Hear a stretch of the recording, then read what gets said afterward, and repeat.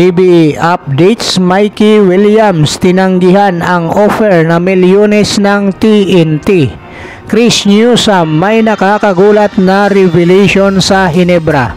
Ito ngayon mga lods ang ating pag-uusapan sa video natin ito. Ngunit kung bago ka pa lang sa aking munting YouTube channel ay humihingi po ako ng likes, share and subscribe. Maraming salamat.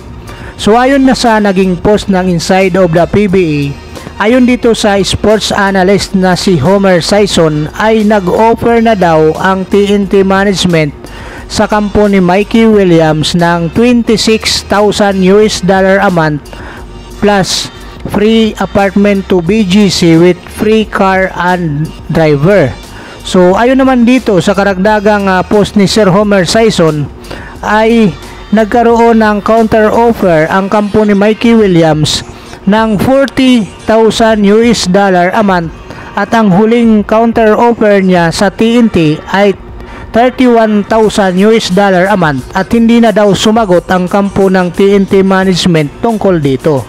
Ayon sa FB Live nitong si Homer Sison at Snow Badwa. So dito nga mga lods, kung matatandaan natin, ay nagkaroon nga ng balita na may pag-uusap na itong kampo ni Mikey Williams at saka dito sa kampo ng TNT management, most especially nga itong si Coach Chot Reyes. So ito ngayong nakikipag-negotiate dito kay Mikey Williams o sa kampo ni Mikey Williams. At dito nga mga lods, nagkaroon ng matatawag na silver lining yung relationship nitong si Mikey Williams ito sa TNT management, at marami ring umaasa na magkakasundo na nga itong kampo ni Mikey Williams at saka ng TNT management. Kung matatandaan nga natin mga lods, ay naulat nga nakasama itong si Mikey Williams sa Strong Group Athletics Philippines na lalaban nga sa Dubai. Ngunit hindi nga ito mga lods sumipot itong si Mikey Williams, at ayon din dito kay Coach Charles Chu ay walang problema kung yung pera nga ang pinag-uusapan, planchado na nga ang usapan dito. At yun nga lang, hindi nga nila alam bakit itong si Mikey Williams ay hindi nga sila sinipot sa practice, at hanggang sa nakapaglaro na nga itong Strong Group Philippines Athletics ay hindi nga ito napasama si Mikey Williams. So parang dating dito nga mga lods, may attitude din problem itong si Mikey Williams, dahil syempre professional ka, nagkaroon na kayo ng pag-uusap nitong SGA, ngunit tinalikuran mo bigla ito at hindi ka na nagparamdam. So ganito rin mga lods ang sitwasyon niya dito sa TNT Tropang Giga. So ngayon nga mga lods ay nagbigay naman siya ng counter offer, which is naliliitan siya sa huling counter offer nitong TNT Tropang Giga na $31,000 a month plus freebies, yung mga nabanggit natin kanina mga lods. So ngayon parang lumalabas dito nga mga lods na hindi nga interesado itong si Mikey Williams na maglaro sa anumang team dito sa PBA o dito sa para sa Pilipinas, dahil sa SGA nga hindi nga niya sinipot, at lalong lalo na itong TNT Tropang Giga na nagkaroon nga ng konting dungis ang kanilang relationship nito ni Mikey Williams at saka yung TNT management. At alam din naman natin mga lods na itong si Mikey Williams nung mga nakaraang linggo ay nilagay na nga ito sa trading block ng TNT management. Kaya dito nga mga lods, malamang ay hindi na nga sila umaasa na itong si Mikey Williams ay makukuha pa nga nila ang serbisyo nito. At dito nga mga lods, sa mga pahabol na balita ay isa sa mga SMC teams ang gusto ngang makuha o mapuntahan nitong si Mikey Williams dito sa PBA. So kung ano man ang naging problema ni Mikey Williams at saka ng TNT management, ang sa atin nga mga lods, sana nga maayos pa nila ito, o kung hindi man, mapakinabangan itong si Mikey Williams ng TNT sa pamamagitan ng magandang trade. So dito naman tayo mga lods sa pangalawa nating PBA updates regarding naman dito sa naging revelation nitong si Chris Newsome ng Meralco Bolts dito sa koponan ng Barangay Hinebra, San Miguel.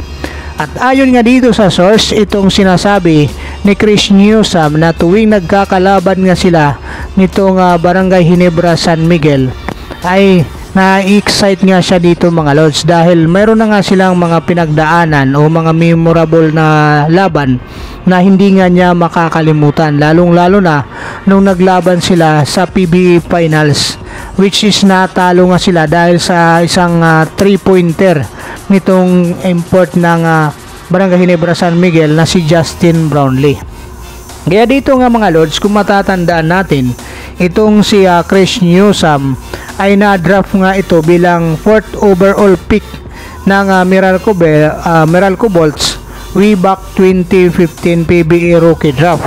Kaya kung susumahin natin mga lods ay nasa 9 years na nga siya dito sa Meralco Bolts at saka sa PBA. Kaya ngayon mga lods, yung kanyang revelation dito ay gusto nga niyang mapunta sa isa sa mga powerhouse team ng PBA, dahil ang tanging hiling nitong si Chris Newsome mga lods ay makapagkampiyon dito sa PBA.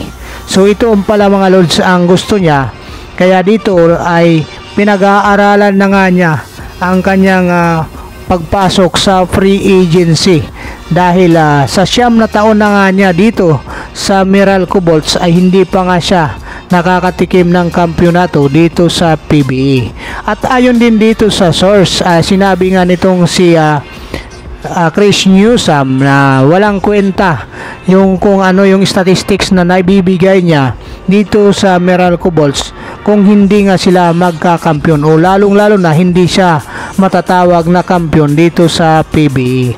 So ito ngayon mga lords ang tanging hiling nitong si Chris Newsome na mapunta sa isa sa mga powerhouse team ng PBA para makakuha ng kampyonato, dahil 9 na taon na nga siya dito sa PBA at ni minsan hindi pa nga siya nananalo ng kampyonato. So ito ngayon mga lords ang magiging hamon para dito sa kupunan ng Meralco Bolts kung mananatili pa itong si Chris Newsome sa kanila, dahil hangad nga ni Chris Newsome bago nga siya magretiro o bago siya mawala sa PBA ay makakuha ng kampyonato.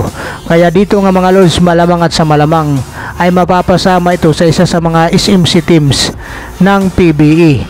At ito nga mga lords, malamang ay lamang dito ang Barangay Ginebra San Miguel ni Coach Tim Con, dahil na rin sa relationship between Coach Tim Con at itong Chris Newsome na pareho nga nila nire-represent ang Pilipinas natin sa pamamagitan ng Gilas Pilipinas.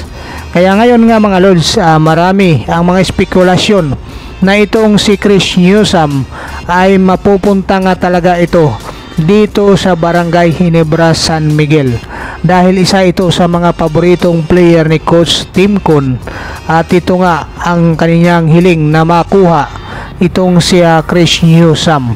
So antabayanan natin mga lords kung saan mapupunta itong si Chris Newsome.